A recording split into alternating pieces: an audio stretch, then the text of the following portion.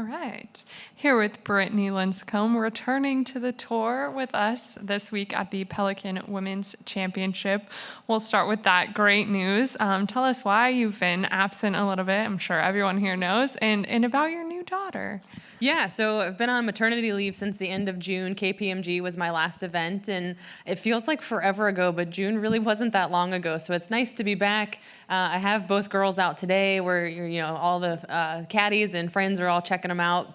It's just so cool to get them out here and let them see everybody and see what mommy does for a living. It's cool to be a professional golfer, but now have two daughters, watching what I do, and maybe one day they can kind of follow in my footsteps, or at least just play for fun. It's just such a wonderful game, and I enjoy it so much. So I'm excited to be back, and this one's just down the road from my house. So what better event to kick it back out than this one? This is everything they do at this event is so spectacular, and it's just nice to be back.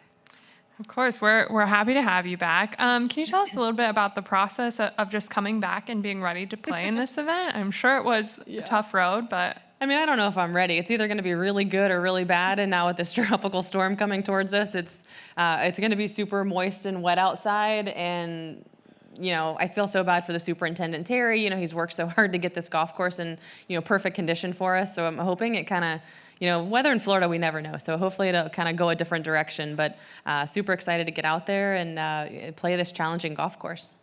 Yeah, can you please tell us a little bit about your relationship with this golf course? I know you live here, you're a member. Yeah. Just how great is this course, and what's your experience on it? It's awesome. I played it, back in the day before the Pelicans bought it and changed it over. So I have lots of memories here, when I was probably 13, 14, 15 years old playing here. It's definitely different, less trees, more open, tee to green is not too difficult, but the greens are by far the most challenging part. And if you can keep it in the right levels, you're going to be doing pretty good. There's a lot of, yesterday on my practice round, I was putting from off the green from the false fronts, because there's a lot of false fronts out there, and those chips are not easy. So my strategy will be to kind of putt those. So definitely going to go work on that today and tomorrow, and hopefully we can figure the speed out, and hopefully that'll work for me. I'm sure there's questions in the room, so I'll flip it over to Beth Ann. Yeah, you were saying this is loud. You've been up a lot at night. What has your preparation been like? When did you start getting back to it in earnest? You know me, I don't practice too much, which is not great. Every week, I normally just play on Fridays with the pro at our club, and every week I say, okay, I played with him on Friday, I'm going to play one more day. I'm going to add one more day to my routine, and it just seemed to never happen, whether it was, my husband's days off, we want to do stuff with the kids, or just wanting to be with them selfishly, I don't know, but definitely no sleeping. Sophia Emery was a dream. She slept 8 hours right away, and this baby, I know when moms say, if your second baby came first, you probably would never have that second one, because this one never sleeps. She hates sleep, which is so weird because I love sleep. So it's definitely been a challenge. She's up probably every 2 or 3 hours through the night. But I know it's just a phase, and I'll miss those days when she gets older. So I take them all in when I'm feeding through the night, and thank God for Starbucks in the mornings to kind of get me going again. But it's so great, seeing Emery and Sophia interact, and just having two girls now. It's the greatest. Have you had any advice from any moms that played with two? I need to talk to Julie more, because all my age moms, everyone only has one, and I'm telling them, I'm like, you need to get on board with the second. You can help me here. So I definitely need to kind of go back to Julie. But even when I go to the pediatrician, they say, oh, she's just going through a growing spurt. And I'm like, well, it's been 3 months now, and so I don't know what the deal is, but one of these days she'll figure it out. I keep just trying to force more milk into her and hoping she's going to sleep longer, but we'll see. Didn't you make a nice comeback in your Friday birdie game? Weren't you way down, or? I did. I somehow got to $42 down, just with my thumb injury that I had, and then being pregnant. I kind of got taken advantage of a little bit, but I am $1 up, I'm happy to report. So I'm definitely getting it back slowly but surely. And what tells you that your game is, as you go through the process of getting back out here, what tells you that what signs do you see there? Yeah, so we did media day a couple weeks ago. I played a few holes with Gary Koch, and I made 4 birdies in 9 holes. And then the Friday before that with my buddy Fielding, I had 8 birdies. So I obviously won that day. I did really well. So it's not the golf side of it that seems to be hard for me. Even with Emery, I can hit all the shots. I do all that very well. It's more the mental side that's been the hardest for sure. Just kind of learning how to win again, and not, after having Emory, it seems I'm in this rut of just trying to make the cut every week and I'm not wanting to win, but just not having that drive to be like, no, we're going to win this tournament. We're not trying to make the cut. So I just need to get my brain in a better space. And I mean, every girl out here knows, anybody can swing the golf club. It's kind of what's between the ears. And I just need to, I don't know what I need to do, but I need to fix that. That's my struggle right now.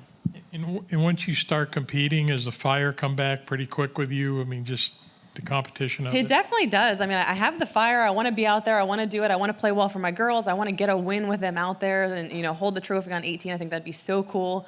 But again, it's just whether I'm playing bad and I'm trying to protect something, or if I'm making 4 or 5 birdies in a row, then it's like, okay, let's put the brakes on. Let's not make any bogeys. It's just a different mentality of thinking that I've never, you guys know me back in the day. It was always grip it and rip it, hit it and find it, hit it again, just kind of carefree. And now I don't know if I'm trying too hard or just putting more pressure on myself, wanting to do better, and just not allowing the scores to kind of come on their own. So maybe I just need to relax more. Both girls are going to come out hopefully this week, depending on the weather, and hopefully I can get it together for them. And the final one here is, you knowing this golf course so well, what do you find the biggest challenge of it is? Definitely the greens, and I'm sad to say that my normal caddy, Missy, has already promised, another tour player for the rest of the season, so I don't have her this week. But I picked up a local, Christy McPherson, who used to play on tour, and she caddies here a little bit. And she's been caddying here for a bit, so she says she knows these greens really well. So I'm just going to trust her. Wherever she says to hit it is what I'm going to do. And hopefully with my skills and her green reading ability, hopefully we'll come out on top. But it's going to be fun, regardless, just because she's a character and super fun to be with. Yeah, she's no standard local. Yeah, that's true. Yeah. They were just talking about, prior to you, the purse for next year going up. You were talking about missing the cut. You can miss the cut out or make the cut out here and lose money at some events. Can you just talk about the significance of not just what's happening at the majors, but to have an event like this elevate the purse that much? Yeah, I just saw Annika walk in, which is really cool. Next year, just everything they're doing and doubling the purse and her name being on it. Anything she puts her name on is going to be top notch, and she's not going to let it, anything happen to it. So it's going to be cool to see what happens to this event. Not that this event needs anything else great. The Doyles are so fantastic of hosting us and trying to make it the best they can. But just seeing the purses go up. This is my 18th year on tour, and I've seen it, where we were kind of at our lowest, and now, getting it to our highest, which is fantastic. I said when I was a rookie, I always wanted to leave the tour better than when I started, and it's definitely way better. It's giving me chills even thinking about it, just because it's definitely better, and it's really cool to see and be a part of. But obviously, we want to see it keep climbing. No more new tournaments coming out with small purses. We want to see them all kind of going up and getting bigger and better, because like you said, you can play and make the cut and still lose money, which is. That shouldn't happen. You shouldn't be in that position. So, it's a struggle for most girls. There's definitely more bad times than good times, and it's expensive to travel. And so, yeah, we definitely need those purses to go up, and we don't need to lose any more money. Does adding a second little one, does that alter your plans for next year, schedule-wise? It's a great question. I'm going to start, the season like normal. We'll just kind of see what happens. If sometime through the season, if it's just too much, I might have to shut it down. I don't want to. I want to keep, playing. My parents are going to travel like they have with my first daughter, so that's super helpful. And obviously having daycare on tour, maybe I'll put the 3-year-old in daycare and then take the little one on the course with me, or I'm not sure how it's going to play out. But I'm going to try and just kind of see what happens. If Julie Inkster can do it, I can do it. And we'll just kind of see. We'll take it week by week. May not go maybe overseas as much, just so I can be with them more. But we'll see. My plan is to keep playing, and like I said, we'll just see. Does it give you, you mentioned Julie, does it give you a new perspective on her piling up the trophies like she was? Yeah. Not that it made it that much easier, but she always said she could drive to events, which would be super helpful. Obviously, now ours are a little bit further, having to fly everywhere, but Emery's already a frequent flyer, got a lot of miles, so She loves flying, so it's great, and the little one will be super easy. Little ones are easy on airplanes, but it's definitely hard. If you don't have help, some of the other girls, if they don't have family or they have to travel, especially flying through an airport by yourself with all the bags, the car seats, the strollers, everything, it's a lot, and I have no idea how they do it. I have my mom and dad every single week helping me, so I say it's been super easy with the one. I'm sure two is going to be a little bit more challenging. All right, I'll wrap it up with a few more if there aren't any more in the room. Just wanted to know about the support that you will have out here this week, being a hometown event. Yeah, it's going to be great. I've already put a few tickets at Will Call for people, and I'm sure there'll be some others that come out and support, which is great. It's hopefully give me the fire and the push to want to play even better for them to come out and support me.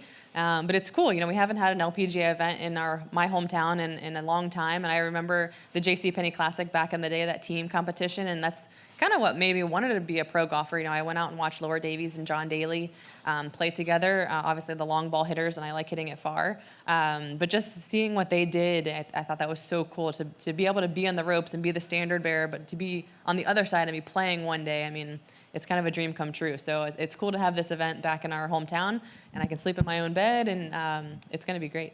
You were a standard bearer, did you say, right? Yeah, I was, yeah. When I first turned pro, I actually had the picture of me, Laura Davies, and John Daly, and I showed it to Laura, so now she jokingly calls me, standard bearer girl all the time when she sees me, but it's so cool. I mean, I loved watching them.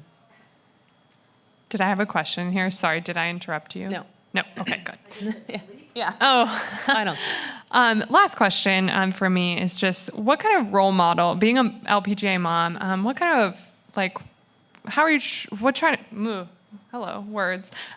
of role model are you trying to be to the other girls out here on tour as an LPGA mom? And have any of you asked you at all about being a mom, the non-moms, and what kind of role are you just trying to play for those girls? Yeah, I think it's just even women watching us that don't play golf or aren't on tour, it's just if there's a will, there's a way. There's a way to make this possible. There's no reason to not have children or to maybe put that off for a while and do your career. I mean, obviously, I'm living my dream of playing golf professionally and having children, which is very cool. Obviously, thankful to my family and the Smuckers for daycare.